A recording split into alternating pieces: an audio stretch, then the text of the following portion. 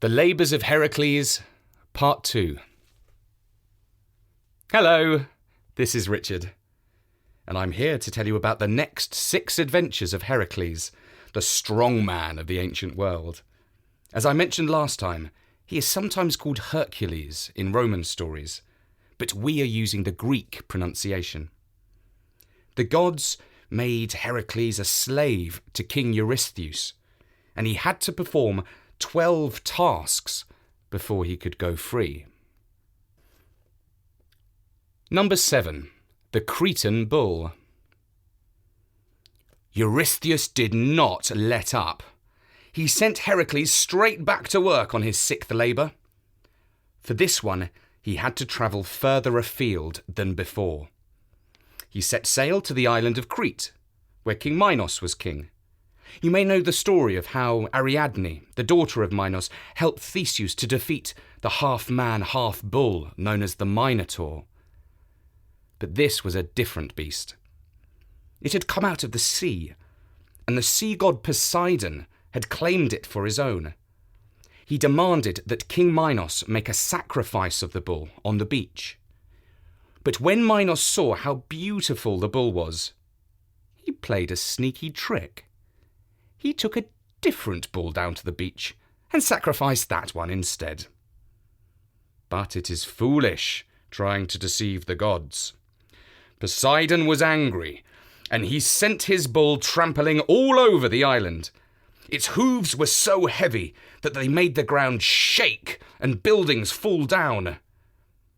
Heracles wrestled the Cretan bull, tied it up, and brought it back as another living exhibit for Eurystheus. The king saw the beautiful bull from the top of his tower. He called down to Heracles and ordered him to set it free. "O king, I advise against that," called back Heracles. At this, Eurystheus grew angry. "Slave, do not disobey me, or I shall strike this labour off, and it shall not count," replied the king, and so Heracles did as he was told. The bull set off over the hills and trampled the fields, making the walls of the city tremble, and the people were afraid that their roofs would fall in. The strong man impassively awaited his next order from the king. Number 8. The Mares of Diomedes. Heracles' 8th labour took him to Thrace, which today would be the north of Greece and the south of Bulgaria. The people of Thrace in those days were very warlike, and none more so than King Diomedes. Now, this king had 4 horses, known as the Mares of Diomedes. Their names were Podagros the Fast, Lampon the Shining, Xanthos the Blonde, and Deimos the Terrible. They were totally mad and quite uncontrollable, quite the wildest horses that there ever were.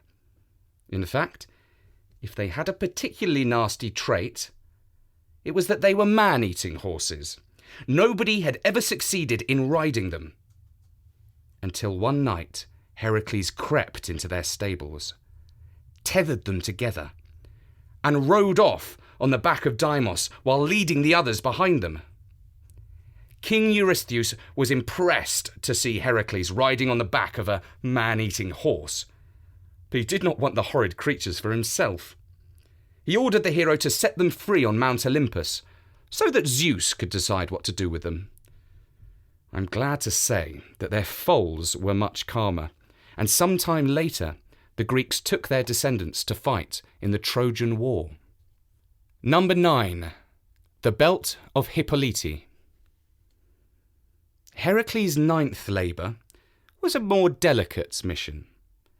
The daughter of King Eurystheus was going to be 18 years old, and he had promised her a very special birthday present, a particularly beautiful belt studded with precious stones. The only problem was that this belt belonged to Hippolyte, the queen of the Amazons. Now the Amazons were a fierce tribe of women fighters who lived on the shores of the Black Sea. The belt had been given to Hippolyte by her own father, Ares, the god of war. King Eurystheus would never have promised such a gift to his daughter if he did not have Heracles to fetch it for him. Now, Heracles might have been a strong man, but he was no bonehead. He understood that it was always better to try diplomacy before war.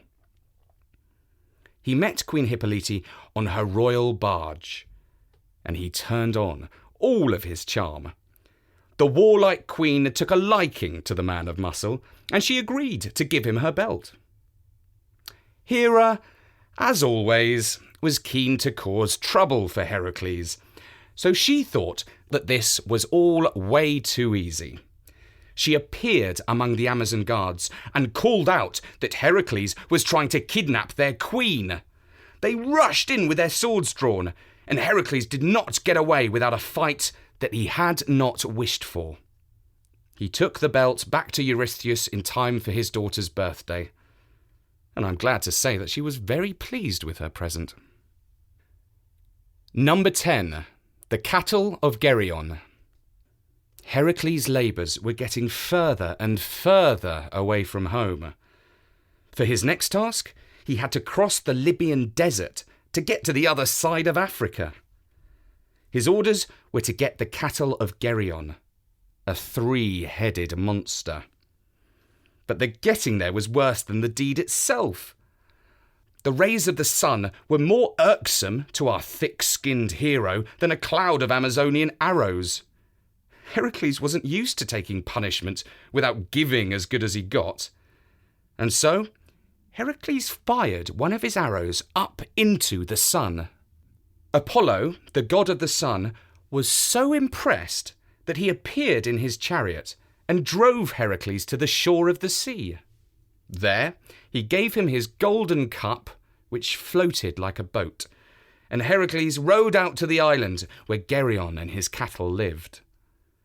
As he came onto the beach, a double-headed guard dog charged at him. He bopped first one and then the other head of the mutt with his club. Next, 3-headed Geryon came at him with 3 swords and 3 shields, all growing out of one body. He did not bother Heracles much. Our hero shot the triplicate monster with one of his poison arrows, and that was the end of him. He loaded the cattle onto a ship and sailed them back to the mainland. But once on land, he had more trouble. Hera sent gadfly to torment the cattle, and they stampeded and got away from him. He spent an entire year rounding them up again before he could return to Mycenae with his prize. Now I have completed my 10 labours, and you must set me free, said Heracles to King Eurystheus. You are forgetting, replied the king. 2 of them didn't count. You broke the rules. You had help slaying the Lenaean Nidra, and you were paid for cleaning out the Aegean stables. You still owe me 2 more tasks. Now, you must steal the apples of the Hesperides. Off you go. And off he went, although he did not like it much. Number 11.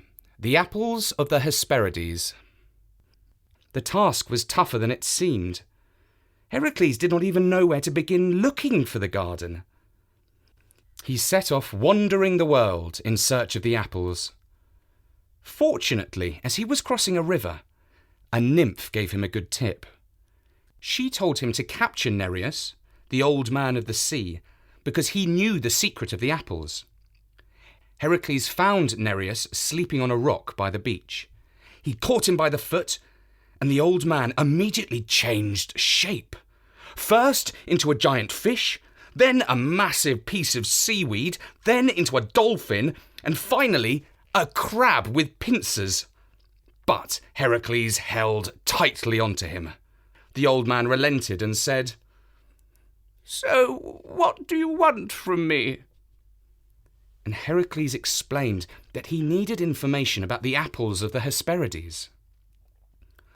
"Well," said the old man, Hera gave them to Zeus on their wedding day.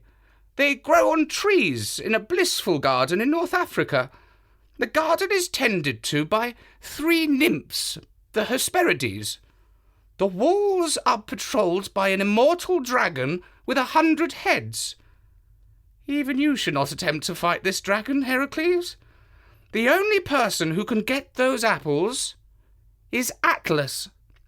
For he is the father of the Hesperides. They will surely give them to him without a fight. And so instead of going directly into the garden, Heracles dropped by to see Atlas, a giant of a god, whose feet stood on the bottom of the universe, and whose shoulders carried the weight of the world. Heracles offered to change places with him and to hold up the world while Atlas went to fetch the apples. As you can imagine, Atlas, who had been holding up the world for millions of years, was pleased to be offered a break. He gladly let Heracles take the world on his shoulders while he visited his daughters. Some weeks later, he returned with 3 divine apples. But he did not want to take his old job back. "Stay there, Heracles," he said. "I'll take these apples to Eurystheus for you." Heracles understood that he would be holding up the world for the rest of all time. Now that was one labour too far. And so he said slyly to Atlas, "Sure, but before you go, just take the world for a moment while I adjust my cloak. It's ruffled up on the shoulder a bit." And Atlas naively did as Heracles suggested. As soon as he was free from the world, Heracles picked up the apples and ran off. This episode shows that our hero was more than a muscle man. He had brains too. And so, when he had presented the 3 divine apples to Eurystheus, Heracles had only one more task remaining. He hoped it could be one he could get done swiftly. "Well done, you are almost there," said Eurystheus. "Your last task is a simple matter for a man like you. All you have to do is to pop down to the underworld and fetch me Cerberus." "What?" said Heracles. "No mortal can visit the realm of the dead and return back to the light." "Well, you must, if you want to be free," replied the king. Number 12. Cerberus, the guard dog of the underworld. And so Heracles, muttering to himself that there were different degrees of impossible, set off to look for advice on what he could do. He visited Eleusis, where the priests specialised in the cult of the dead and the underworld. There he was initiated into the mysteries of Hades, and he learnt where the river Styx flows down into the underworld. Not far from there was the opening of a cave where he must begin his descent. In this way, Heracles was the first living mortal to travel down to Hades.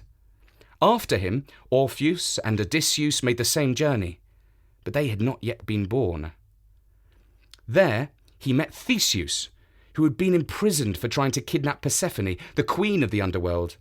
His leg was tied to a table by a snake that had turned to stone. Heracles broke his serpentine chain and set his fellow hero free. Then Heracles had an audience with Hades, the pale-faced king of the underworld.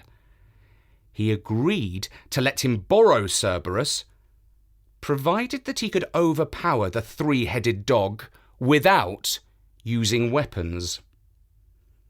Now this was the sort of work Heracles was used to doing. He soon had the fierce guard dog of the dead trussed up and whimpering like a puppy. And when he brought the dog to display to Eurystheus, I have to say that for once, the taskmaster was truly impressed. He told Heracles he could be free Once he had returned Cerberus to his owner, and so Heracles had to go down to the underworld for a second time. But when he emerged back up to the light of the world, he rejoiced in his heart, for now, finally, he had his liberty. But wait, don't go, for this isn't the end of the tale. Cruel Hera still managed to enslave him for a second time. She persuaded Zeus and the other gods that Heracles had not yet been punished enough. She said, "This mortal man has done the impossible not just once, but 12 times. If we let him grow arrogant, he will become a threat, even to us gods on Mount Olympus. We must humble him before it's too late." And so the gods gave poor Heracles one more year of punishment.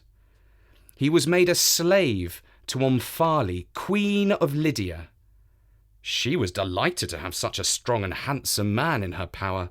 She loved to tease, and she made him exchange clothes with her. The queen sat on her throne, wearing the hero's lion cloak and holding his club. She ordered him to put on her clothes. His giant feet split her shoes, and her belt burst when he tried to fasten it round his great waist. She chided him for being so clumsy. Then she made him sit at her feet, dressed as a girl, and recount his great labours to her. Instead of being impressed, she laughed all the way through. For Heracles, the enslavement to Omphale was far worse than his 12 labours put together for Eurystheus.